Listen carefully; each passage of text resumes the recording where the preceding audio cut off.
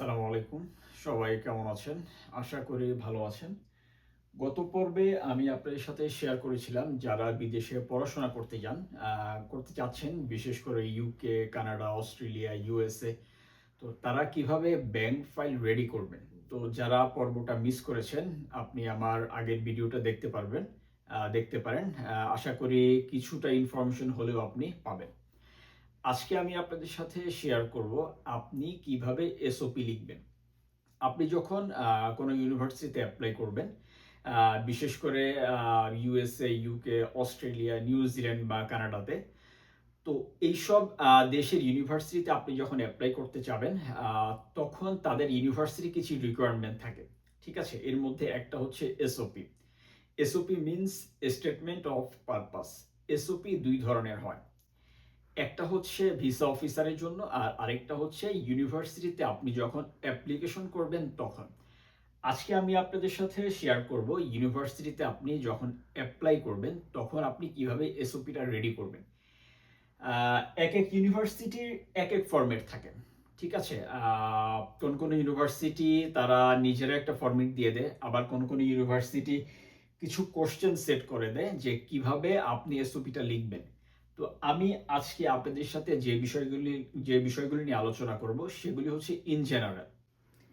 আমি আপনাদের সাথে আজকে আরো শেয়ার করব আপনার এসওপিতে কি কি বিষয় অবশ্যই মেনশন থাকতে হবে, সেটা আপনি যে কোনো ফরম্যাটেই লিখেন না কেন। কিছু কিছু বিষয় থাকে, যেমন হচ্ছে কিছু টপিক নিয়ে আমি আলোচনা করব। সেগুলি যদি আপনাকে ইউনিভার্সিটি মেনশন নাও করে, সেক্ষেত্রেও আপনি চেষ্টা করবেন ওই টপিকগুলি মেনশন করার জন্য, যাতে আপনার এসওপিটা অনেক স্ট্রং হয়। তো আজকে আমি আপনাদের সাথে আমার ওয়াইফ যে এসওপিটা লিখেছিল বেসিক্যালি, সেটার স্যাম্পল আমি আপনাদের সাথে আজকে শেয়ার করব। তো চলুন দেখে নেওয়া যাক। এটা হচ্ছে আমার ওয়াইফের এসওপি। ও হচ্ছে এখন ইউনিভার্সিটি অফ সাসক্যাচুয়ানে পাবলিক হেলথে পড়তেছে, মাস্টার্স প্রোগ্রামে। আমি আপনাদেরকে এখন যে এসওপিটা দেখাচ্ছি, এটা সেই লিখেছে। দ্যাট মিনস এটা হচ্ছে একটা সাকসেসফুল এসওপি, যে এসওপির মাধ্যমে সে হচ্ছে ইউনিভার্সিটি অফ সাসক্যাচুয়ান থেকে অফার লেটার পেয়েছে। একটা সাকসেসফুল এসওপি লেখার জন্য আপনাকে কয়েকটা ধাপ অনুসরণ করতে হবে। প্রথম যে ধাপটা আপনি অনুসরণ করবেন সেটা হচ্ছে ইন্ট্রোডাকশন।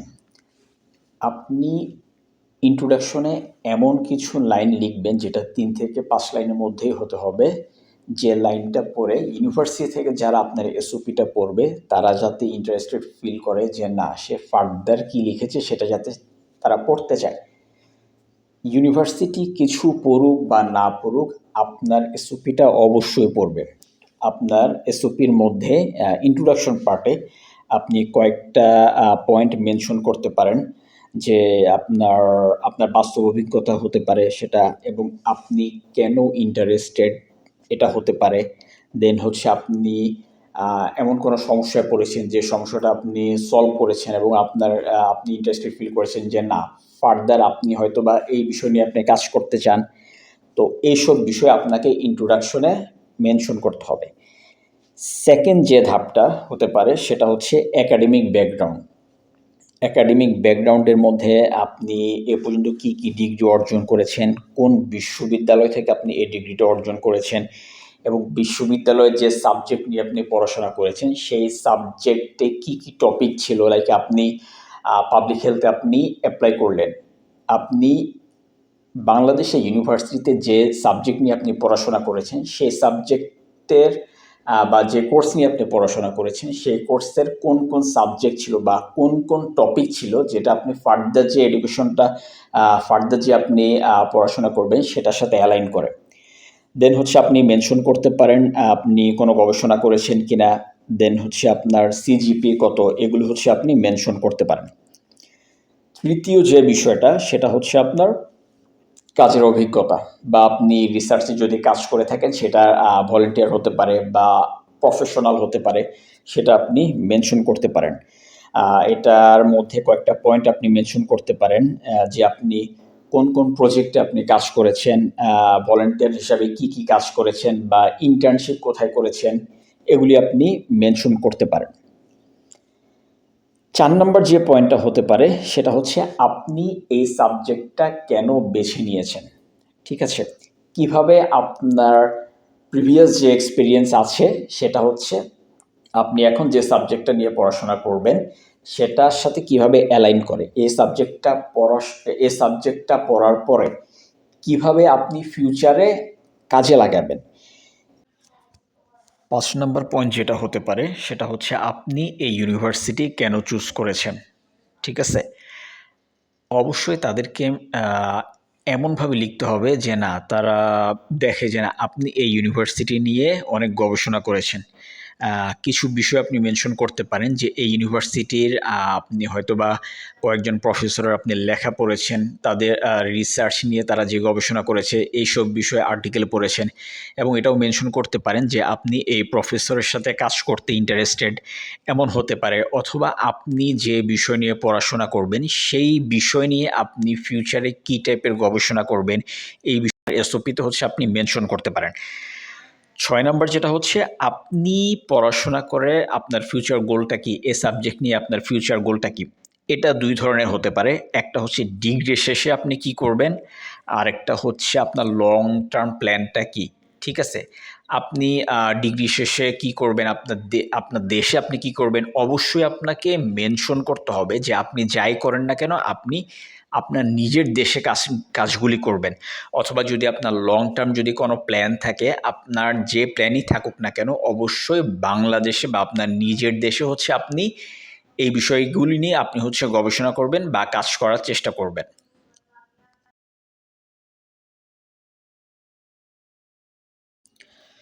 আপনাকে অবশ্যই খেয়াল রাখতে হবে যে আপনি যে টাইপের প্ল্যানই মেনশন করেন না কেন সব কিছুই যাতে আপনার নিজের দেশ নিয়ে হয়।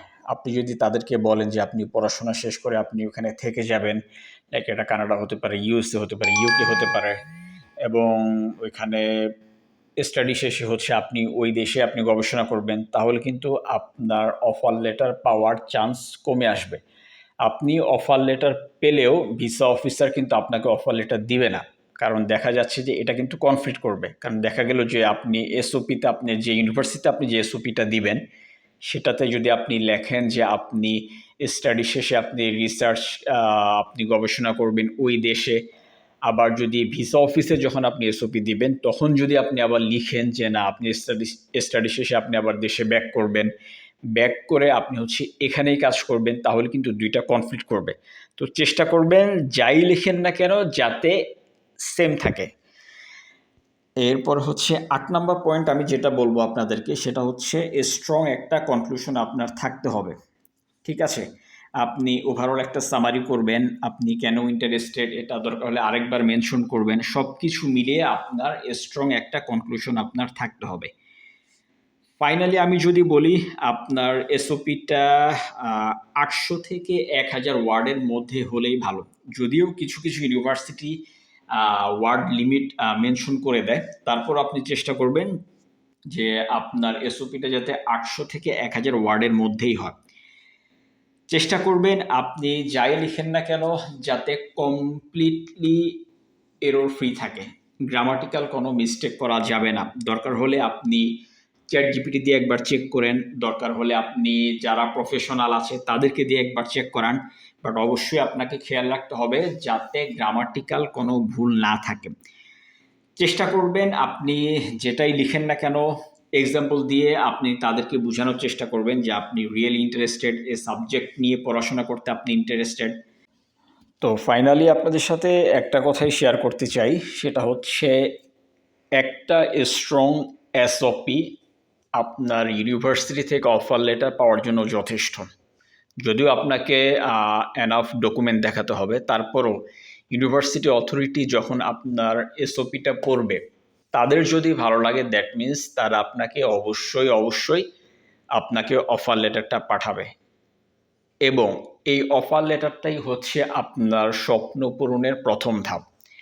আপনি দেখবেন আপনি যখন ইউনিভার্সিটি থেকে অফার লেটারটা পাবেন তখনই আপনার স্বপ্নটা আরও জাগ্রত হবে।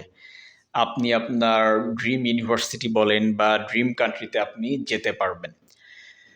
তো আজকে এতটুকুই। যদি আপনাদের বুঝতে প্রবলেম হয় আপনারা কমেন্ট করবেন, ইনশাল্লাহ আমি রিপ্লাই দেওয়ার ট্রাই করব। এছাড়াও যদি আপনাদের আরও কিছু জানার থাকে আপনারা কমেন্ট করতে পারেন, অথবা আপনারা যদি চান যে আপনারা এসওপি লিখতে যদি আপনাদের কোনো প্রবলেম হয়, বা যদি আপনারা আমার কাছ থেকে হেল্প চান, তা আপনারা কমেন্ট করার ট্রাই করবেন, কমেন্ট করবেন। ইনশাল্লাহ আমি আপনাদেরকে যথাসাধ্য হেল্প করার চেষ্টা করব। তো আজকে এ পর্যন্তই। আসসালামু আলাইকুম, ভালো থাকবেন।